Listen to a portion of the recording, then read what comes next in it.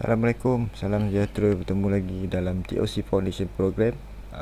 Saya Harun Zainal. So masuk video yang ketiga, topik yang ketiga dalam bab 7. So sebelum ni kita dah membincangkan mengenai clutch system dan juga komponen-komponen yang terlibat dalam clutch system. So untuk video kali ni pembincangan kita lebih menjurus kepada kita punya transmission. Right, so kita nak tengok gearbox. Ini dah bahasa biasa lah, kita sebut gearbox. Sebenarnya dia adalah transmission lah. So kita ada dua jenis, kita ada automatic dan juga kita ada manual. So untuk kali ni kita akan bincang lebih kepada manual lah, manual transmission ataupun manual gearbox. Alright, so kita punya topik pembincangan ni, so kita nak tengok lah operation gearbox ni macam mana dia bekerja. Dan juga kita nak tengok komponen-komponen yang terlibat dalam gearbox sistem ni dan macam mana dia berfungsi. Alright, so kita tengok dulu pada kita punya explanation. Macam tadi saya cakap, gearbox ni dia boleh terdiri daripada dua jenis, satu manual, satu automatic. Sama juga function dia, purpose function sama, cuma dia punya cara operation dia saja yang berbeza. Bagi contoh kat sini saya cakap transmission torque generated by engine carried out by either driver control or by electronic, and fluid pressure acting inside the automatic gearbox. So maksudnya macam manual, driver lah yang control gear 1, gear 2, nak reverse ke apa, semua driver yang control. Elektronik pun ada juga yang manual system yang dia elektronik. So maksudnya kita boleh tekan lah, push, tapi still lagi driver control. Tapi kita ada yang automatic gearbox system, di mana dia memang fully control by electronic, dan juga kita punya pressure daripada minyak transmission ataupun bendalai transmisi.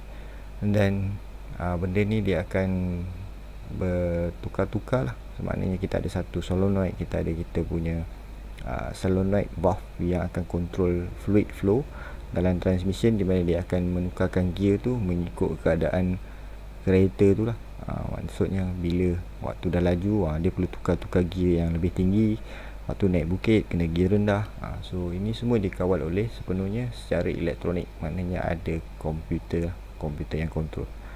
So walaupun dia beza-beza operation pun, dia punya purpose tetap sama. Dia nak transmit power ataupun torque yang dihasilkan oleh enjin terus kepada kita punya tayar untuk pusingkan dia lah. So ini kita punya fungsi gearbox. Ok, so kita tengok manual transmission. So manual transmission gearbox ataupun manual gearbox, an assembly of various types of gear to provide various speed ratio and direction. So maksudnya dekat sini adalah gear-gear yang berbeza-beza. Contoh kita ada 1 sampailah gear 5, dan juga kita ada gear reverse, gear ghostan lah kita panggil tu. So gear ratio are controlled manually by driver by pressing the clutch pedal in accordance to driving condition and direction requirement. So maksudnya kita punya speed ni dikontrol ataupun dikawal sepenuhnya oleh pemandu. Alright, so bila kita nak masuk gear 1, biasanya bila starting kita dah stop kereta. So bila kita nak mula jalankan kereta, nak gerakkan kereta tu, biasanya kita gunakan gear 1 sebab torque dia lebih tinggi. Torque dia ada beza-beza juga, maknanya setiap speed tu dia ada mengeluarkan torque yang berbeza-beza juga. Memang engine tu dah ada power, dah ada torque, tapi dia boleh manipulatekan torque tu pula, sama ada dia nak tinggikan ataupun dia nak rendahkan mengikut kesesuaian waktu bergerak tu dalam speeding tu. Sebab speed yang tinggi tak semestinya kita memerlukan torque yang tinggi, tak boleh. Mungkin kita perlukan pada awal saja, tapi pada high speed kita dah tak perlu nak torque tu, kita boleh ubah dia pula, nak kurangkan. Yang itu kita akan bincang dalam next video kot. Yang itu kita bincang dalam power flow.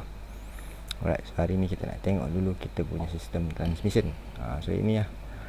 Untuk transmission manual ni pula kita ada dua jenis. Satu kita panggil transmission, satu lagi kita panggil dia transaxle. Transmission dengan transaxle ni cuma beza dia kedudukan lah. Contoh macam ni, dia tayar yang dipacu adalah tayar belakang. Untuk satu lagi jenis gearbox tu, dia akan pacu tayar depan. Itu saja beza dia. Dan dia punya susunan komponen dalam dia pun berbeza lah mengikut dia punya design. Ok, so kita nak tengok pada komponen. So komponen utama kita ada kita punya input shaft. Transfer the rotation of clutch disc to the counter shaft gear. As soon as the clutch disc start rotating, the input shaft follow also. So ini maksudnya dia punya start lah, input shaft. Input shaft ni daripada kita punya clutch lah. Right, so daripada kita punya clutch, daripada flywheel kepada clutch, dan daripada clutch kita ada kita punya input shaft yang dia akan hantar kepada kita punya gear. Dia adalah nanti gear, saya bagi tahulah besok gear mana, gear 1, gear 2, gear 3, gear 4, gear 5. So itu okay, besok. So in a 5-speed transmission, the gear in the input shaft is the 4th gear. So ini dia bagi tahu untuk jenis yang 5 gear untuk kita punya transmission. Dia punya gear 4 ni adalah dia punya input gear. Ini adalah gear 4 lah. So mana input gear akan masuk ke sini dan kemudian dia akan transfer lah ke mana-mana gear yang kita select. Ini kita punya selector fork lah. So itulah yang dia nak cuba terangkan kat sini. It is constantly in mesh with the counter shaft gear, but there is no power deliver until the fork gear is selected. Maknanya dia memang sentiasa free lah, walaupun benda ni berpusing, tapi dia tak ada hantar apa-apa kuasa pun pada output shaft. Melainkan kita select pada gear 4. Kalau tak dia pusing je macam tu. Ok, output shaft pula bahagian hujung lah. The output shaft or the main shaft is the shaft that carries all the speed gear inside the transmission. It is the final component in the power flow that deliver the powers to rotating members of the drivetrain. So daripada input shaft, kuasa yang dihantar daripada enjin masuk kepada input shaft. Input shaft ni tadi dia akan tukar lah.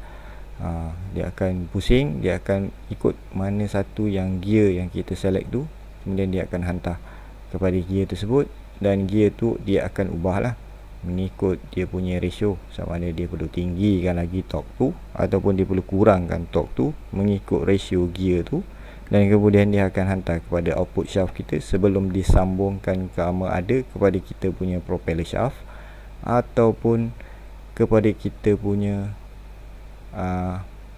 drive shaft. Tapi biasanya sebelum dihantar kedua-dua bahagian tu, kita ada satu lagi komponen yang kita panggil dia sebagai unit berbeza ataupun differential. Dia akan ubahlah lagi. Maksudnya differential tu ada sebab differential ni penting untuk dalam sistem transmission. Sebab apa? Sebab differential ni function dia adalah untuk mengawal apabila especially lah, terutama sekali bila kita buat cornering, biasanya tayar dalam kita tu pusing lebih perlahan berbanding tayar luar. Sebab tu kita perlukan differential ni. Itu pun nanti saya akan bincangkan, sebab saya rasa differential pun dia ada topik dia sendiri untuk kita bincangkan nanti. Alright, so far ini je. Ada lagi ke? Okay. So ini untuk setiap gear. Setiap gear yang kita ada 1, 2, 3, 4, 5, tak kisahlah. So biasanya kita panggil sebagai synchronizer assembly, di mana komponen-komponen tu inilah dia untuk setiap gear kita ada benda ni semua. Synchronize rotating components to rotate all speed without any grinding, clashing or grinding. So ini function dia lah, synchronizer. It locks the two rotating components to rotate at same time, act as a reverse idler gear for the transaxle types of gearbox. So ini kita punya synchronizer assembly. Kita adalah kita punya komponen kat situ. Kita ada kita punya cone, kita ada kita punya spring, kita ada kita punya sleeve, okay kan? Kita ada kita punya counter gear, kita ada kita punya mesh gear. So ini semua adalah komponen-komponen dia lah.